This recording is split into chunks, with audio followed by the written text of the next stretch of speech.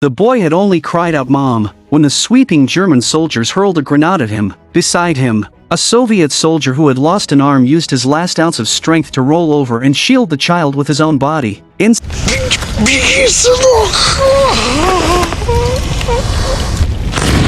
the fortress, civilians rushed in panic toward the north gate, believing it was their path to survival. What awaited them, however, were German machine guns already set up and ready. In just a few minutes, bodies piled up at the entrance like a mountain. This is not an exaggerated scene from a movie, but a real moment that took place on the Soviet border. In the early hours of June 22, 1941, Nazi Germany unilaterally tore up the Molotov-Ribbentrop Pact and brazenly launched the lightning invasion of the Soviet Union under the codename Operation Barbarossa. The Brest Fortress, this century-old stronghold guarding the main route to Moscow, became the first target to be crushed beneath the German war machine. According to the precise calculations of the German High Command, taking it would require no more than a single day, but they miscalculated one thing: the ferocity and will that erupt from a nation when its gates are kicked open. Within this isolated city, where the command system had collapsed and all contact with the outside world was completely severed, more than 8,000 Soviet soldiers and thousands of their family members faced elite German forces several times their number and fought a war doomed to fail yet never destined to surrender. They lacked water, lacked food,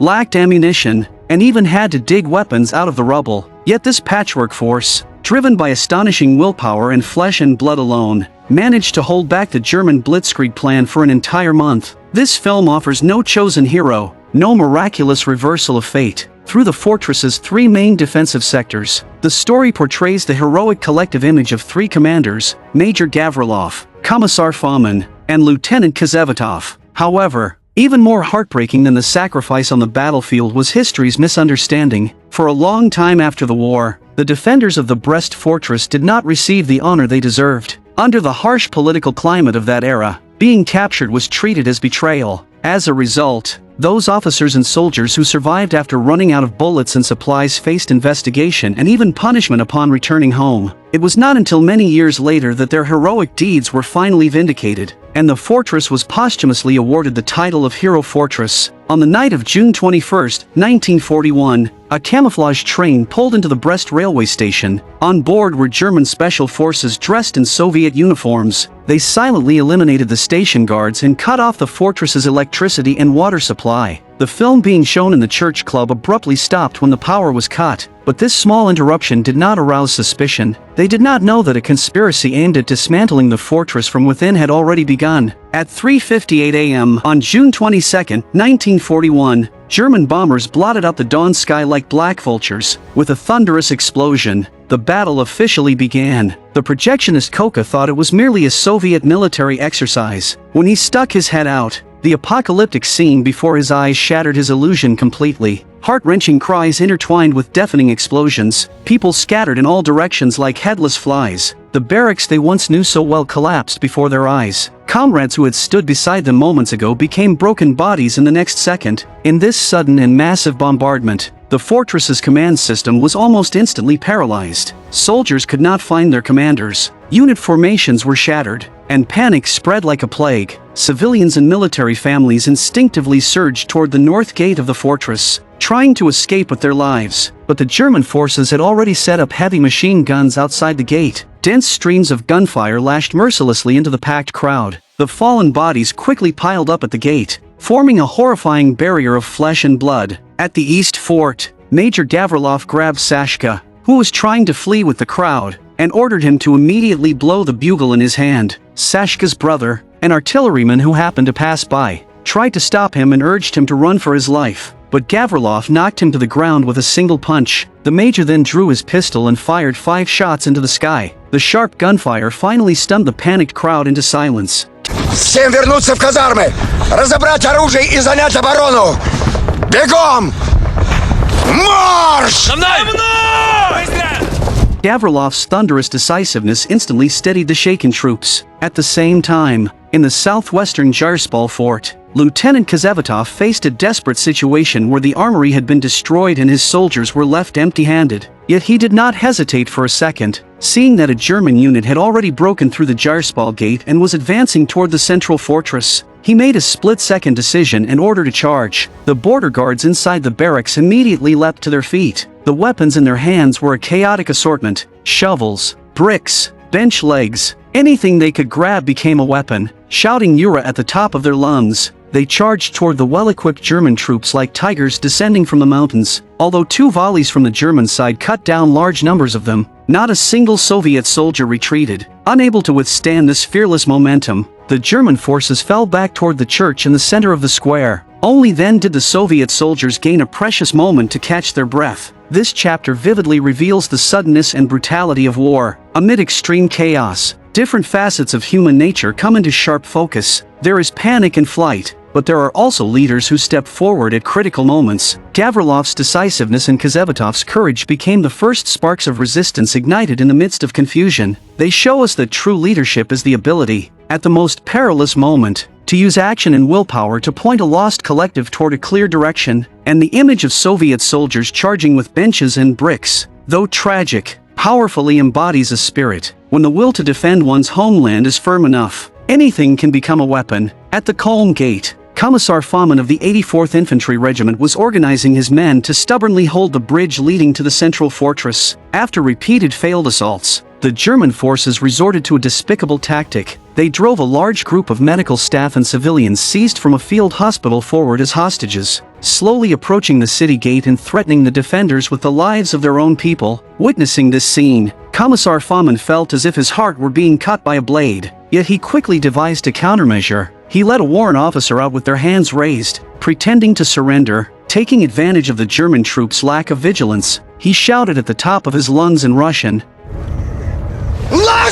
"Get down!" At the sound of his voice, the crowd instantly dropped to the ground, and the standing German soldiers were suddenly exposed to Soviet gunfire. The machine guns on the city gate unleashed their full firepower, catching the German troops off guard and cutting them down. Under the cover of this fire, the hostages scrambled and crawled their way out through the gate to safety. Commissar Fomin's moment is one of the most dramatically intense and morally probing scenes in the entire film. It is a psychological battle with lives placed on the line as the ultimate wager. If he does not open fire, the position will fall. If he does, he may kill his own people. His shout of "Get down" is not only wisdom, but responsibility, splitting open a narrow seam of humanity in the face of despair. At the same time, Lieutenant Weinstein of the NKVD troops was holding the command post by relying on the barracks. In the midst of fierce fighting, a man claiming to be a major sent by higher command arrived, ordering them to abandon the position and retreat. Lieutenant Weinstein grew suspicious. He demanded identification and found no obvious flaw, but he quickly devised a plan and ordered one of his men to inspect the major's boots. He then said loudly, "The studs on Soviet army boots are round, while the German ones are square." Understanding the hint, his subordinate pretended to glance down and reported that they were square. Upon hearing this, the major's face changed drastically and he immediately turned to flee. The moment he leapt out of the window, he was shot dead by Lieutenant Weinstein, who had followed closely behind. He was in fact a German agent who had infiltrated the fortress before dawn, and the studs on his boots were actually round. Lieutenant Weinstein had used this psychological trap to force him into exposing his true identity. The brutality of war is everywhere. In order to determine the situation outside and seek reinforcements, Commissar Fomin dispatched an armored vehicle in an attempt to break out through the north gate. Along the way, he witnessed one tragedy after another. A military officer and his wife, trapped in a shattered dormitory after running out of ammunition and supplies, were surrounded. After fighting until the very last moment, the husband, unwilling to let his wife be humiliated, shot her first and then used his final bullet on himself. At the East Gate, the remnants led by Major Gavrilov once again faced a fierce German assault supported by 3 tanks. At the critical moment, Sashka's brother directed a surviving field gun in a flanking strike and destroyed 2 German tanks, but he exposed his own position and was struck by a shell from the 3rd tank, dying on the spot. Major Gavrilov then led his soldiers to destroy the last tank with bundled grenades and immediately launched a charge.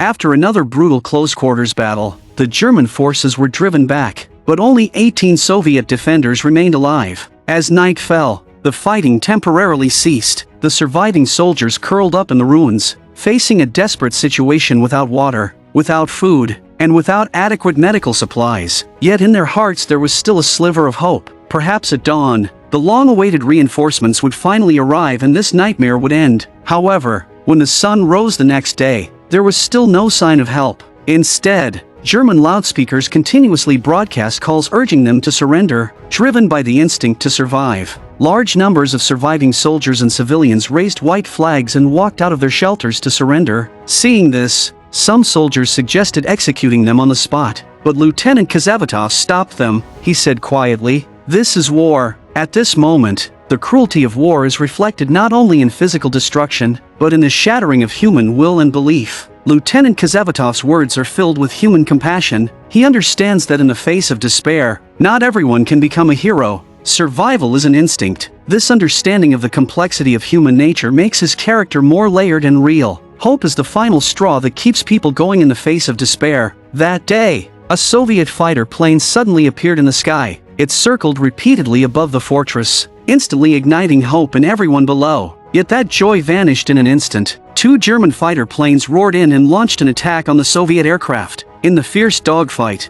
the Soviet plane was struck. At the last moment, the pilot parachuted to safety and landed inside the fortress, where he was successfully rescued by Fomin's men. But the news he brought plunged everyone into even deeper despair. The city of Brest had already fallen, the airfield was destroyed, and the garrison there was retreating eastward toward Minsk. This meant the fortress had become a completely isolated island, and the reinforcements they longed for would never come. Those who learned the truth fell into a deathly silence. They understood that if they wanted to survive, the only ones they could rely on were themselves. On June 24th, the water shortage became fatal. Some soldiers tried to dig a well in the barracks floor, but the water they found was mixed with gasoline, filthy and undrinkable. All routes to the riverbank were tightly sealed by German firepower. Anyone who attempted to fetch water fell on the cold shore. Their bodies in the canteens still clutched in their hands formed the bleakest of images. On the brink of collapse, Zubachev proposed that all remaining forces must be gathered for a unified and organized breakout. Commissar Fomin accepted the proposal and personally drafted an order to break out that very night. He sent two messengers to deliver the order to the positions of Gavrilov and Kazavatov. One of the messengers was severely wounded by a German airstrike along the way. By chance, Sashka, who had gone out searching for water, Давай, Восточный форт. Там наши. Передай приказ. Сегодня ночью прорыв. passed by. He took on this mission that carried almost no chance of survival. In the end, Sashka risked his life and successfully reached the East Gate, delivering the breakout order to Major Gavrilov. At the same time, he offered a small flask of precious river water he had picked up along the way, only to collapse from exhaustion. At 2 a.m. on June 25, 1941, Commissar Fomin personally fired a red flare into the night sky. It was the signal to break out. The remaining Soviet forces in 3 sectors of the fortress poured out in full force, launching a final charge from different directions against the German encirclement. But the German forces had not lowered their guard. Searchlights instantly illuminated the entire battlefield. A deadly web of light and heavy machine guns and mortars mercilessly cut down the charging Soviet soldiers. They fell in wave after wave, yet more waves surged forward, curling their flesh and blood against a wall of steel. But they could never break through. After suffering devastating casualties, the commanders were forced to painfully call off the breakout and lead the survivors back to their original positions. The failure of the breakout completely shattered the last hope of escape. Commissar Fomin slowly walked into the basement and saw the old military doctor asleep against the operating table, while the wounded beneath it had already stopped breathing. Awakened, the old doctor stared blankly and said, "I am sorry. I did everything I could." Then he staggered to a corner and ended his physical and mental torment with a single gunshot. After the failed breakout, the German forces issued a final ultimatum. Lieutenant Kazavatov made the most painful decision of his life. He ordered his wife to lead the remaining women and children to surrender in hopes of giving them a slim chance of survival. To crush this stubborn resistance once and for all, the German forces deployed their most devastating weapon. On June 29th, a German aircraft dropped a massive 2-ton bomb on the central fortress. After the explosion, German troops armed with flamethrowers carried out the final assault on the fortress. In their final moments, each character completed their last act in their own way. The projectionist Koka was captured and forced to collect the badges from fallen Soviet soldiers. When he saw the lifeless body of his girlfriend, he hid a grenade with the pin removed inside a helmet, smiled, and handed it to a German officer, choosing to die together with him. His revenge was a silent accusation against the invaders' brutality and the final bloom of dignity for an ordinary man. After being captured, Kommissar Fahmann calmly admitted his identity. Juden! Vorwärts! Die Russen sind doch schon... Keine Juden! Keine Kommissare! Scalorno! Juden! Essen bekommen! Kommissare!